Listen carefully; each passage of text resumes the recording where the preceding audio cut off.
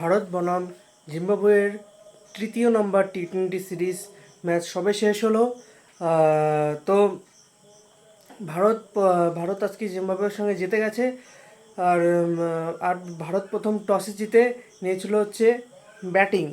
তো এটি এটি ভালো ডিসিশন ছিল, কিন্তু ভারত কাজে লাগাতে পারেনি। কেন আমি পরে বলছি ভিডিওতে। তো প্রথমে যদি ভারতের আমি স্কোর কার্ডটা দেখে নিই।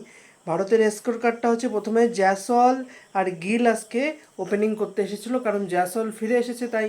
তো প্রথমে বলে নিয়ে স্কোর কার্ডটা, জয়সওয়াল করেছে 27 বলে 36 রান, চারটি চার ও দুটো ছয়, 133 এক্সট্রা স্ট্রাইক রেট। তারপরে হচ্ছে গিল করেছে 49 বলে 66, চারটা চার মেরেছে 7টা এবং 6 মেরেছে 3টে, 134 স্ট্রাইক রেট। তারপরে এসেছিলো হচ্ছে ঋতুরাজ গায়ক, তারপরে এসেছিলো অভিষেক শর্মা 9 বলে হচ্ছে 10 রান, একটা মাত্র 4 মেরেছিল। আর হচ্ছে ঋতুরাজ গায়কোয়াড় 28 বলে 49, চারটি চার ও 3টে ছয়। তারপর সঞ্জু স্যামসন এসেছিলো 7 বলে 12, আর হচ্ছে চার মেরেছিল দুটো, 171 স্ট্রাইক রেট ছিল। রিঙ্কু 1 বলে 1, টোটাল দাঁড়ায় হচ্ছে 182 রানে 4 উইকেট। তারপর জিম্বাবুয়ে ব্যাট করতে এসে আর ভারতের সঙ্গে জিম্বাবুয়ের বোলিং লাইন আপে সবথেকে ভালো বল করেছিল মুজার রহমানি, 4 ওভারে 25 রান 2 উইকেট। আর রাজা হচ্ছে 4 ওভারে 24 রান 2 উইকেট। আর জিম্বাবুয়ে তারপর ব্যাট করতে এসে তাদের সমস্ত ব্যাটারি ফ্লপ গেছিলো।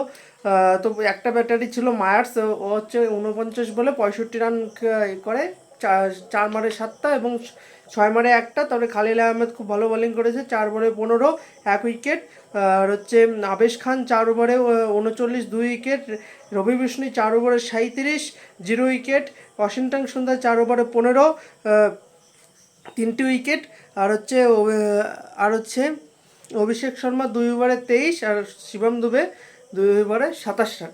তো কথাটা হচ্ছে যে ভারত আজকে তিনটি প্লেয়ারকে তাদের স্কোয়াডে ঢুকিয়েছে, খালিল আহমেদ, সঞ্জু স্যামসন আর হচ্ছে জয়সওয়াল। তো এখানে প্রথমেই একটা কথা বলে রাখি, ভারত প্রথমেই না হলেও 30 থেকে 40 রান শর্ট ছিল, কারণ ভারত 3 ওভার সামথিংয়ে ছিল হচ্ছে 31 রানে। তো সেখান থেকে ভারত কিন্তু ভালো ব্যাক করতে পারেনি। আর যদি জিম্বাবুয়ে প্রায় তারা চেস করে ফেলেছিল রানটা। তো 182 রান জিম্বাবুয়ে চেস করে ফেলেছিল। ভারত করেছিল 182, 4 উইকেট। আর হচ্ছে 159 করেছে হচ্ছে জিম্বাবুয়ে করেছে 6 উইকেট। তো 20 রান সামথিংয়ে 22 রানে তারা হেরেছে।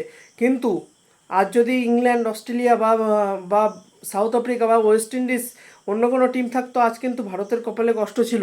কারণ এখানে ভারত একদম ডিসেন্ট বোলিং করেছে। ভারত যদি ব্যাটিং দেখেন,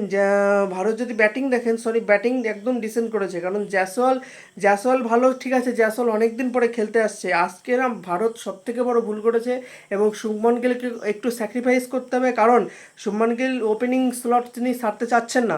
কিন্তু অভিষেক শর্মা শতগুণে ওপেনিংয়ে ভালো খেলে শুভমান গিল থেকে, এটা আমি বলে দিতে চাই। কারণ গত ম্যাচে যে মানুষটা 100 করেছে, তাকে যদি তুমি 3 নাম্বার নিয়ে আসো, তার ব্যাটিং এমনিতেই নেমে যাবে।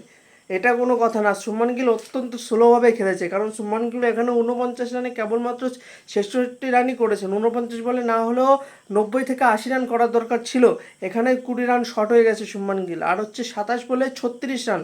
এটা জয়সওয়াল, ঠিক আছে, অনেকদিন পরে এসেছে ওয়ার্ল্ড কাপ খেলতে, তো জয়সওয়ালের মধ্যে একটা দেখা যাচ্ছিল, কিন্তু শুভমান গিল অপর দিক থেকে খালি ডট বল খাচ্ছিল, এর জন্য জয়সওয়াল বেশি কিছু করতে পারেনি। তারপরে তারপর অভিষেক শর্মা তার অ্যাটাকিং অ্যাপ্রোচে এসেছিল। তো প্রথমে একটা 4 মেরেছিল, তারপর একটা 6 মারতে গিয়ে আউট হয়ে গেছে, ঠিক আছে। কিন্তু অভিষেক শর্মা আমি ভবিষ্যতে দেখতে চাই, গৌতম গম্ভীর কোচ হওয়ার পরে স্পেশালি 2026 সালের টি-20 ওয়ার্ল্ড কাপে আপনারা দেখবেন যে জয়সওয়াল আর অভিষেক শর্মাই ভারতের হয়ে ওপেনিং করতে যাবেন। এটা গৌতম গম্ভীর করাবেই, আমি 2 বছর আগে বলে রাখছি। 2 বছর পরে আমার কথাটা মিলাবেন। আর তারপর এখানে আজকে সব থেকে ভালো খেলেছে হচ্ছে ঋতুরাজ গায়কোয়াড়, কারণ তার ব্যাটিংও যেইভাবে অ্যাপ্রোচটা ছিল, এসেই 6-4 মারছিল, একটু ডিফেন্ডও করছিল, আবার 6গুলো ক্লিয়ারও বেরোচ্ছিল। তো এখানে ঋতুরাজ গায়কোয়াড় অসাধারণ খেলেছে, 3টে 6 ও 4 মেরেছে 4টা।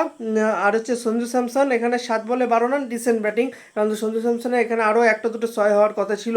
আর রিঙ্কু সিং একটা বলই খেলেছেন, রিঙ্কু সিংয়ের ওদের কিছু বলার নেই। আর মুজরাবানি ইনি 4 ওভারে 25 রান 2 উইকেট, ভালো বল করেছে, কারণ সেইভাবেই আটকে রেখেছে ভারতীয় ব্যাটারদের। সত্যি অসাধারণ বল করেছে মুজরাবানি। তো আমি এখানে আমি আমি 2025 সালে কেন জানি না গন্ধ পাচ্ছি যে এই প্লেয়ারটা আইপিএলে যে কোনো দল পেয়ে যাবে। আর হচ্ছে তারপর হচ্ছে রাজা, সিকান্দার রাজা, ইনি তো এমনিতেই পাঞ্জাবের হয়ে 1-2বার খেলেছেন, তো অবশ্যই ভালো বলার এবং সঙ্গে তিনি ভালো ব্যাটও করতে পারেন। তো ব্যাটটা চলছে না কিন্তু বলটা অবভিয়াসলি চলছে। চলছে। তো ভারতের সবথেকে বেশি আজকে স্ট্রাইক রেট ছিল হচ্ছে সঞ্জু স্যামসনের, কিন্তু ওইটা ডিসেন্ট ব্যাটিং। তারপরে হচ্ছে মায়ার্স হচ্ছে ওইটা 49 বলে, ওইটাও ডিসেন্ট ব্যাটিং ছিল। তো এখানে আমি বলতে চাই খালিল আহমেদ আজকে খুবই ভালো বল করেছে, 4 ওভারে 15 রান 1 উইকেট। আবেশ খান এখানে একটু মার খেয়ে গেছেন, কারণ 2 উইকেট নিয়েছেন কিন্তু 39 রান জিম্বাবুয়ের বিরুদ্ধে মার খেয়ে গেছেন। রবি বিষ্ণু আজ দিনটা খুবই খারাপ গেছে, কিছু করার নেই, একটা প্লেয়ারের কোনো দিন খারাপ হয় ভালো হয়। ওয়াশিংটন সুন্দর গত ম্যাচের পর রিভিউতে আমি বলেছিলাম ভবিষ্যতে একজন ভালো অফ স্পিনার হবে। 4 ওভারে মাত্র 15 রান 3 উইকেট নিয়েছেন, আজকে ম্যান অফ দ্য ম্যাচও হতে পারেন। তো তারপর অভিষেক শর্মা তো 2 ওভারে, এনাদের তো বোলিং ছিল না, কী করবে, তাই এনাদের নামানো হয়েছে। তো আমি প্রথমে বলতে চাই এখানে আমার ওপিনিয়নটা হচ্ছে জয়সওয়াল শুভমান গিলকে না 3 নম্বরে আসতে হবে, কিছু করার নেই। কারণ শুভমান গিলের থেকে জয়সওয়াল আর অভিষেক শর্মা, বিশেষ করে অভিষেক শর্মা এক ধরনের আলাদা ধরনের ট্রাভিস হেডের মতন হচ্ছে, ওর পাওয়ার হিটিং আছে। তো শুভমান গিল এখানে স্যাক্রিফাইস করছে না। শুভমান গিল এখানে অবশ্যই দলের ভাবার দরকার, নিজেকে না ভেবে যেইভাবে রোহিত শর্মা অ্যাপ্রোচ ক্রিকেট খেলে সেইভাবে খেলার দরকার। যদি ওপেনিং স্লট বজায় রাখতেই হয়, রোহিত শর্মা পারবে না, ওডিআই ছাড়া আর টেস্ট ছাড়া পারবে না ওপেনিং স্লট বজায় রাখতে। কারণ টি-20 তো কোনো চান্সই নেই ওপেনিং স্লটে, কারণ এত যদি স্লো খেলে, আজ যদি বলছি কালও হয়তো, যেদিন শনিবারে ম্যাচ আছে সেদিন হয়তো শুভমান গিল ভালো খেলে দিতে পারে, কিন্তু দেখুন 50 বলে 100 করতে পারে। কিন্তু বর্তমানে আমি খেলাটা বলছি, বর্তমানে কিন্তু শুভমান গিল আজকে খুবই ভালো খেলেছেন, কিন্তু অবশ্যই ভালো খেলেছেন, ম্যান অফ দ্য ম্যাচও হতে পারেন, কিন্তু এখানে অনেকটা বল ইনি ডট খেয়েছেন শুভমান গিল। এখানে শুভমান গিল আমার মতে জয়সওয়াল আর অভিষেক শর্মার কিন্তু ওপেনিংয়ে আসার দরকার ছিল আমার মতে। তো আপনাদের মতে জয়সওয়াল আর অভিষেক শর্মাকে আসার দরকার ভবিষ্যতের ম্যাচে? আমার মতে তো 100% এনাদের দিয়ে একটা টেস্ট করার দরকার। আজ কিন্তু যদি অস্ট্রেলিয়া বা অন্য কোনো দল থাকতো, ভারত কিন্তু হারতেও পারতো। তো দেখা যাক ভারতের আগামী দিনগুলো কীভাবে কাটে।